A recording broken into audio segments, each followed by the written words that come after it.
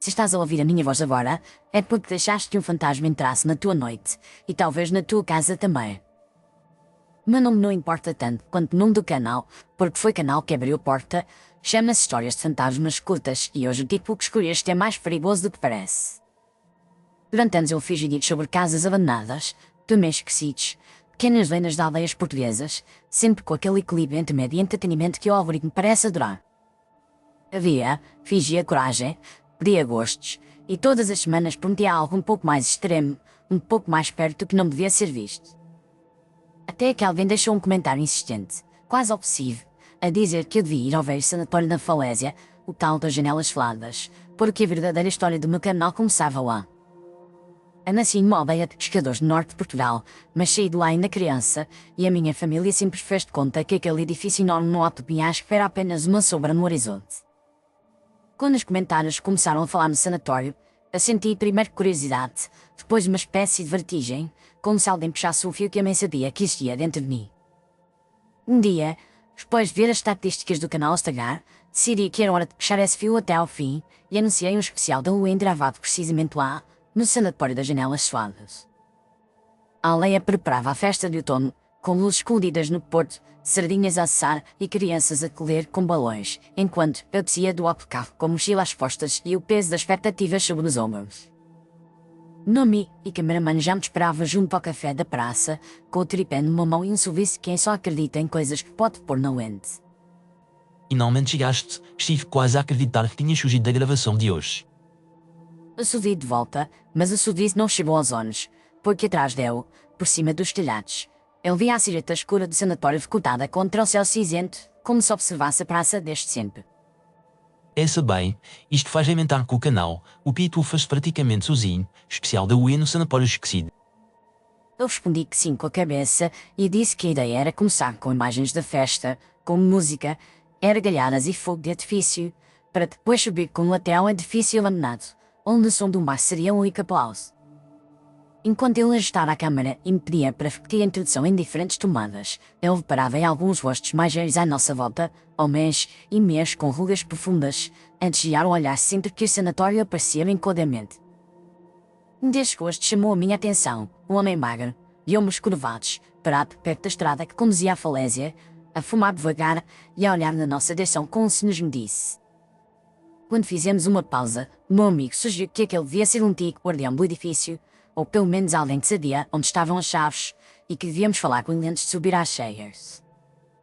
Se um velho com chave nesta terra, é aquele. Vamos lá antes que ele desapareça no meio da romaria.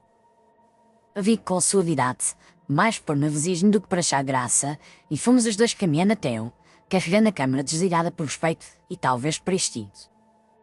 Não me digam que vieram por causa daquilo lá em cima, já antes que alimentei esse tipo de curiosidade suicida. A voz dele era áspera, mas havia também cansaço, como se tivesse dito aquela mesma frase demasiadas vezes a pessoas que não quiseram ouvir.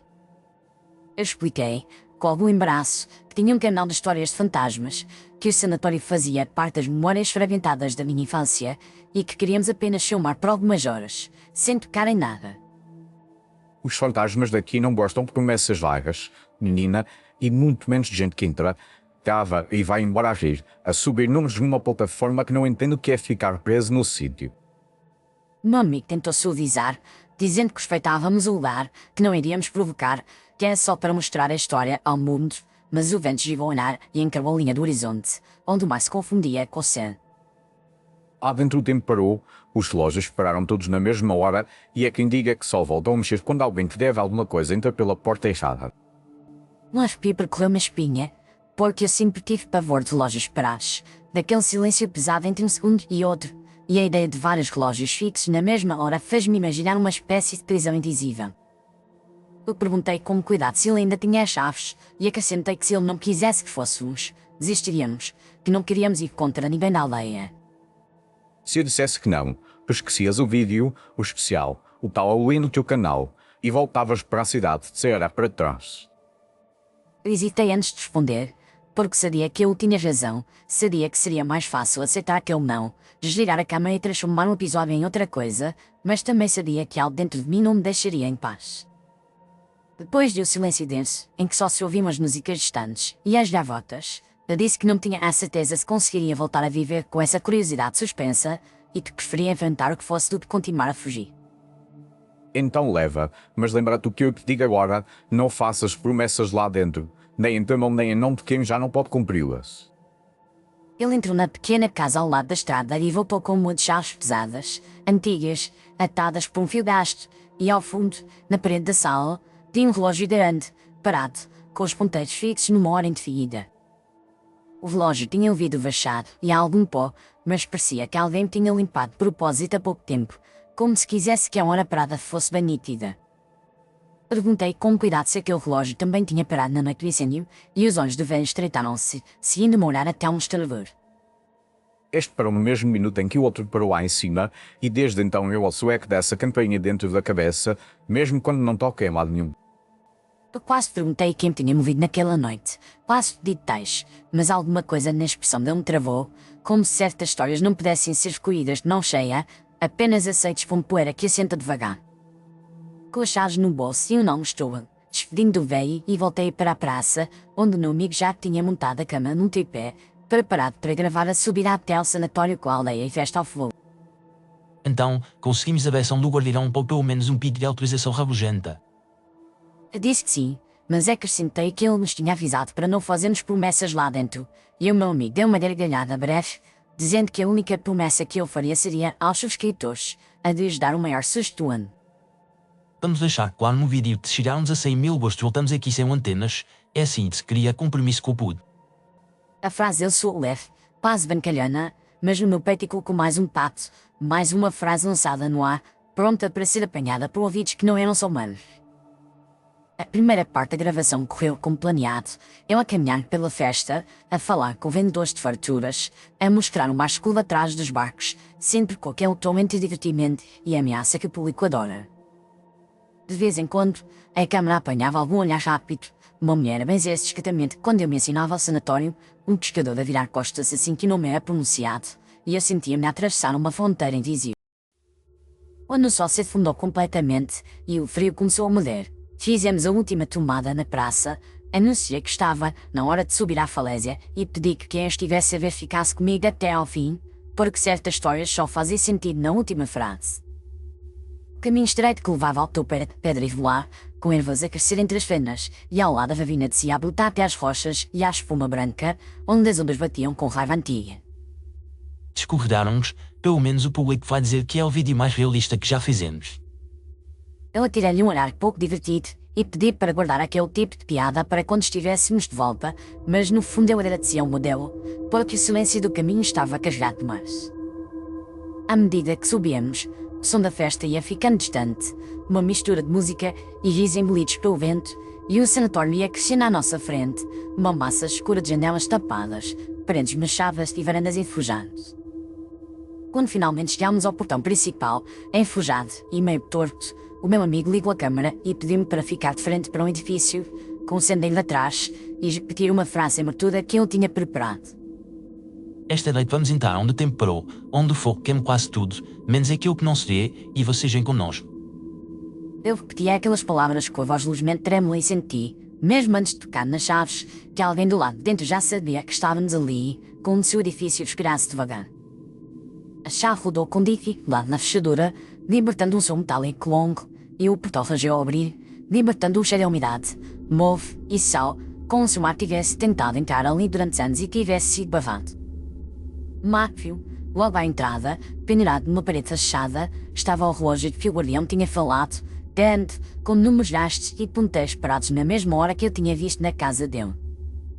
A câmara aproximou-se até um mostrador morto e eu senti que o foco apertado naqueles ponteiros era como uma mão a agarrar o meu pulso, prendendo-me ao minuto que nunca acabar. Isto é perfeito. Vamos usar o relógio com transição entre o passado e o presente. Vai ficar incrível na edição.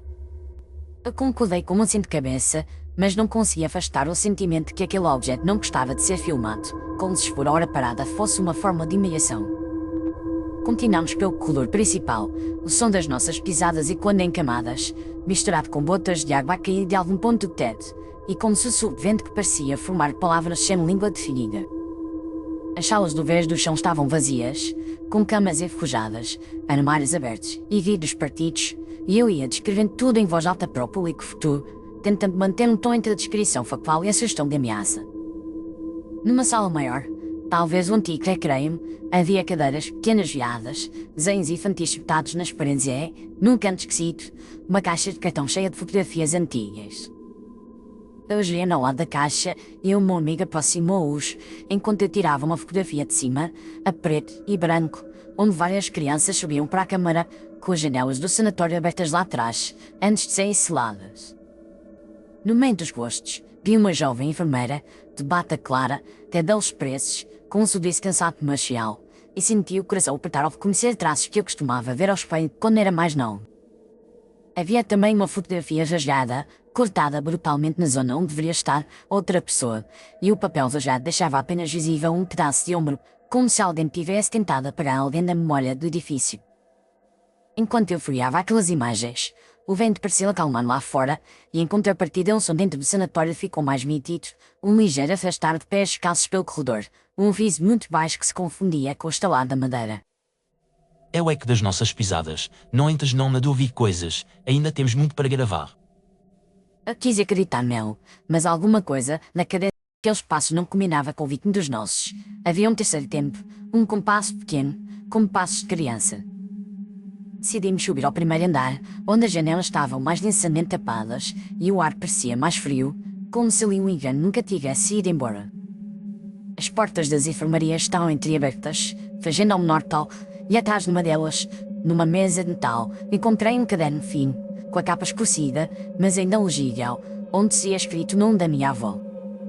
A mão tremeu de forma quase imperceptível, e o meu amigo aproximou a câmara, pedindo que eu lesse em voz alta o que estivesse ainda legível, porque isso daria uma camada pessoal à história, algo que o público adoraria.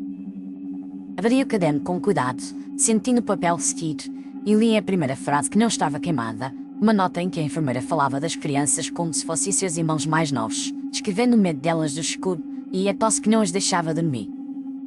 Havia uma passagem em que ela dizia que isto tinha prometido que um dia, quando estivessem melhores, as levaria à festa da aldeia, para verem os fogos de artifício refletidos no mar, e que nenhuma criança deveria morrer sem ver aquilo ao menos uma vez. Quando pronunciei a palavra promessa, o ar na sala pareceu mudar de densidade, ficou mais pesado, mais espesso, como se cada sílaba criasse um fio que pendia do teto e se enrolasse à volta do meu pescoço. Ao fundo do corredor, ouvimos um som rápido, leve, com pequenos pés a correr, e uma porta a bater devagar, não com a violência do vento, mas com a decisão de uma mão pequena. É impressão tua, mas vamos aproveitar e fazer um plano de sequência desde esta sala até ao fim do corredor, com o caderno na mão. Vai ficar incrível. Saímos da enfermaria, eu ainda a segurar o caderno da minha avó, e a câmara atrás de mim, e enquanto caminhávamos, uma sensação de reconhecimento estranha traçou-me, como se eu estivesse a percorrer um lugar onde já tinha estado em sonhos que não lembrava de manhã. Ao passar por uma porta assim aberta, ouvi nitidamente uma voz infantil chamar o meu nome, não o meu nome de mas o de Nina, aquele que a minha avó usava quando me contava histórias para adormecer. Voltaste, não voltaste. Disseste que ias voltar. Para no meio do corredor, o coração acelerado, e o meu amigo colidiu quase comigo, perguntando se eu tinha ouvido alguma coisa, se queria repetir a tomada desde o início. Eu respondi que tinha ouvido uma criança, mas que talvez fosse uma sugestão, e tentei rir, só que o som que saía da minha boca não tinha nada de divertido, era uma espécie de soluço mal disfarçado. Naquele momento, o relógio da entrada, lá embaixo, fez-se ouvir com um toque seco, um único golpe, como se anunciar uma hora que não existia no mundo lá fora. O som viajou pelos corredores, subiu pelas escadas, entrou-me no peito como eu disse, e o meu amigo captou tudo, feliz com o efeito que nem precisava de pós-produção. Continuámos a explorar até encontrarmos uma porta metálica diferente das outras, forçada, com os sinais de feliz à volta, e ali uma das chaves do muro encaixou com um estalo que mais parecia um suspiro verde. Eu hesitei antes de rodar, lembrando-me das palavras do guardião junto à estrada, mas o caderno nas minhas mãos parecia puxar-me para a frente, como se as frases escritas nele não estivessem completas sem que havia do outro lado. Quando a porta se abriu, o ar mais frio e denso escapou, cheirando a metal, medicina e qualquer coisa antiga, e as lanternas iluminaram uma ala com pequenas camas de ferro unhadas, lençóis reduzidos a trapos e brinquedos esquecidos nos cantos. Passou, antes de qualquer explicação racional, que aquilo era a aula das crianças, o lugar onde o fogo tinha sido mais cruel, Mesmo que as paredes não mostrassem grandes queimaduras, apenas um escurecimento uniforme, como se a própria lembrança do fogo tivesse sido lixada. Isto é pesado, precisamos ter cuidado com o que mostramos, mas em termos de narrativa é o coração da história. Meu amigo colocou a câmera num tripé improvisado, apontado para a fila de camas, e sugeriu que eu me sentasse numa delas para ler em voz alta a última página legível do caderno, porque isso criaria uma ligação emocional com o público. Sentei-me devagar, senti na estrutura ranger debaixo do meu peso, como se reclamasse, e abri o caderno na parte em que as palavras já estavam mais tremidas, escritas provavelmente à pressa. A minha voz começou a ler, e cada palavra parecia acender uma luz apagada entre as camas, não uma luz física, mas uma sensação de presença que se atenuava à nossa volta, como se algo acordasse a ouvir a história ser finalmente contada. A página falava da noite da festa da aldeia, da alegria à distância, dos shows de foguetes que chegavam ao sanatório com mecos distorcidos, e das crianças suplicando para ir ver as luzes sobre o mar.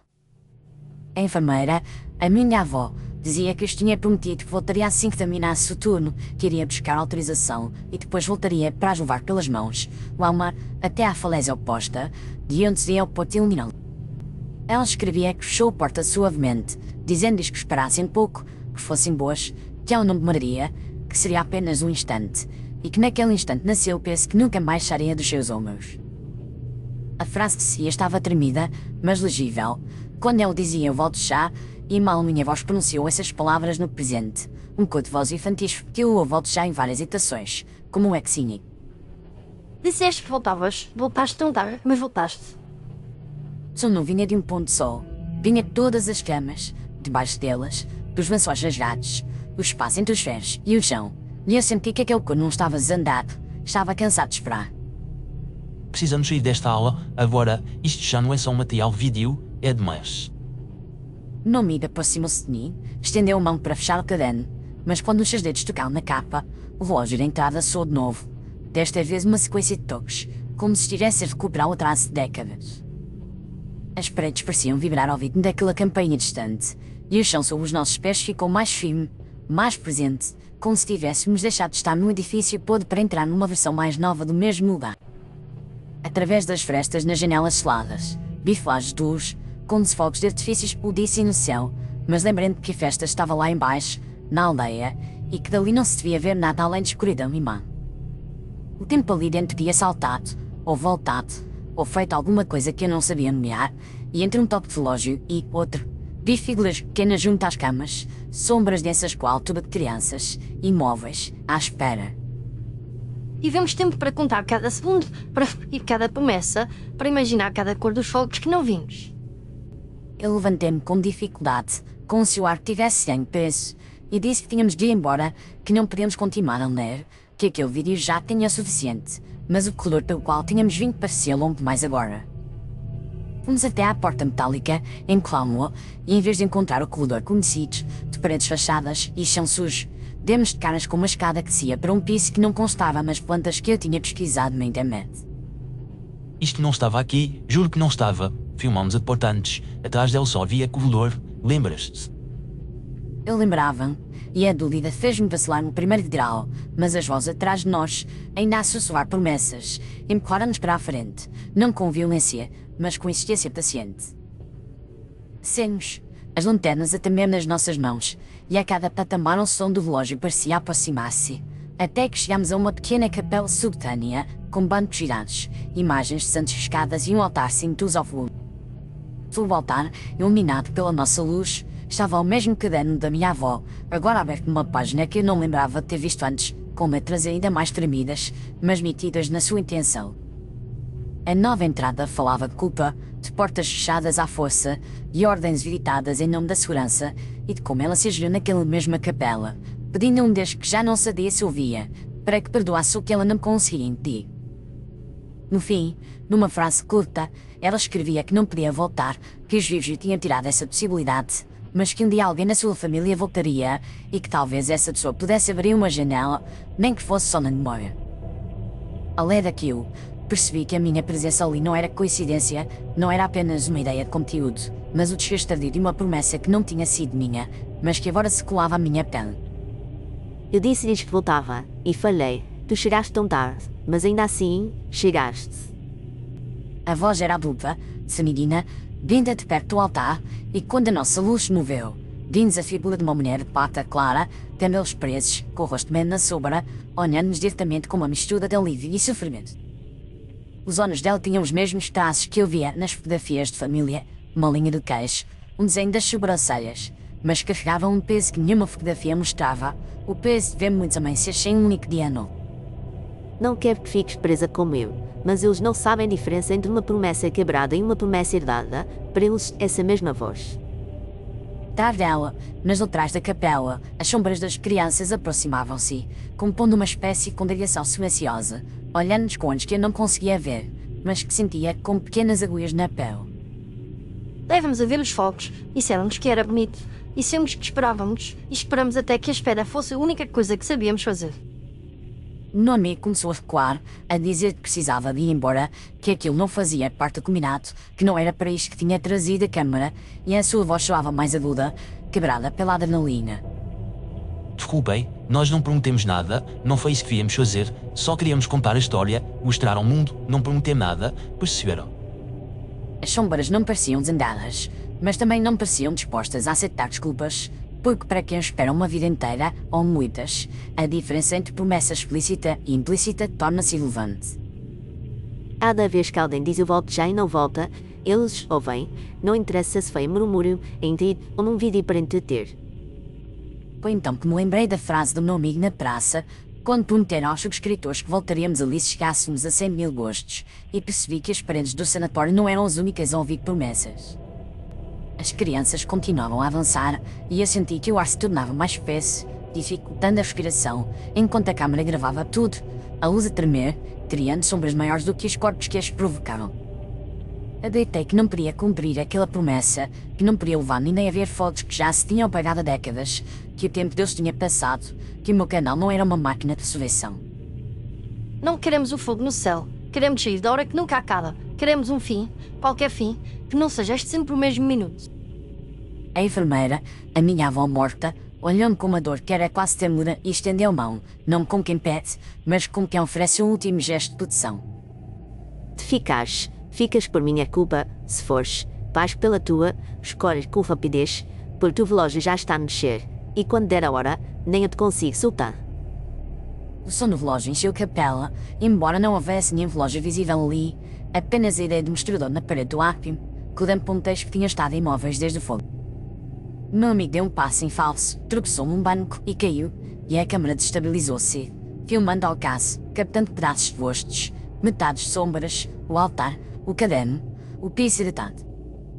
A luz afastou-se do duplo, e por um instante de algo que não consigo descrever sem que pareça delírio, um corredor aberto atrás da enfermeira, com janelas sem tijolos, crianças a caminhar para a luz difusa de um céu que não é o nosso. Eu ouvi a minha própria voz dizer que não podia ficar, que não podia ser eu fechar a porta para alguém que ainda tinha um corpo completo, que não podia transformar o meu canal em cemitério de promessas. A enfermeira sorriu com qualquer coisa parecida com resignação, e as crianças esperaram, como se esperassem uma ordem, uma decisão, o sinal que a fila continuaria uma direção ou noutra. Então corre, mas lembra-te, sair não significa estar livre, significa apenas estar noutro tipo de esfera. Não me lembro exatamente como saí da capela, do sanatório, da escada, lembro-me de correr, de sentir o corpo pesado, como se alguém me puxasse para trás, e de ouvir o meu nome de meninas repetido muitas vezes, até se tornar um ruído indistinto. A última coisa, tenho memória clara daquele meio tempo tão a bater-me nas minhas costas, e o ar frio da falésia entrava-me nos pulmões como o chão, enquanto lá embaixo os fogos da festa remedavam em cores que eu mal via por causa das lágrimas. Acordei no dia seguinte numa cama antiga da casa da minha família na aldeia, com a minha mãe a olhar para mim como se tivesse voltado de um lugar de onde ninguém volta, e com ninguém, absolutamente ninguém, à minha volta a falar no mim. Disseram-me que tinham encontrado o meu corpo desmaiado perto da estrada, que o velho guardião chamara a ambulância, que eu tinha tido provavelmente um ataque de pânico, e que o meu amigo devia ter ido embora mais cedo, regressado à cidade. As palavras usaram frases lógicas, mas havia buracos, lacunas enormes, porque o meu amigo nunca mais respondeu mensagens. O telefone dele foi encontrado num saco junto à praia, sem sinais de luz, e ninguém, além de mim, parecia recordar a sua presença na subida. Voltei para a cidade alguns dias depois, com o caderno da minha avó na mochila, sem saber ao certo se o tinha trazido ou se ele simplesmente tinha vindo comigo, e com a cama guardada, como se fosse uma arma carregada. Sentei-me em frente ao computador, liguei o disco externo MIDI, com um misto de alívio e terror, que todos os ficheiros da noite estavam lá, organizados por hora, pela lógica fria da máquina que não sabe o que é um minuto eterno. O primeiro impulso foi apagar tudo, arrastar as pastas para um lixo digital, e o som imaginário do botão de apagar foi quase reconfortante, como se pudesse de facto matar o que não vi. Durante alguns dias, tentei fazer vídeos mais leves, histórias de outros lugares, mas sempre que ligava ao computador, uma nova pasta aparecia, com nomes como Sanatório Baku, gravação recuperada, versão final, mesmo que eu nunca a tivesse criado. Nessas pastas, havia um único ficheiro de vídeo, sempre com um título ligeiramente diferente, e com uma miniatura que não é nenhuma das imagens que tínhamos captado, uma fotografia das janelas soladas com pequenos rostos colados ao vidro de tijolo. Quando finalmente ganhei coragem para abrir um desses vídeos, disse cenas que não lembrava de ter gravado, ângulos impossíveis, como se a câmera tivesse estado em pontos do sanatório onde ninguém a tinha colocado. Havia planos do relógio a andar ao contrário, do corredor a esticar-se como borracha, do meu rosto a falar sozinha numa sala vazia, respondendo a perguntas que não se ouviam, como se alguém tivesse cortado as falas de um interlocutor. Um momento, eu, diante do altar, dizia assim com a cabeça, enquanto a minha voz, que eu não me lembrava de ter pronunciado, dizia que voltaria, que não deixaria aquilo em aberto, que contaria a história até ao fim, que não apagaria nada.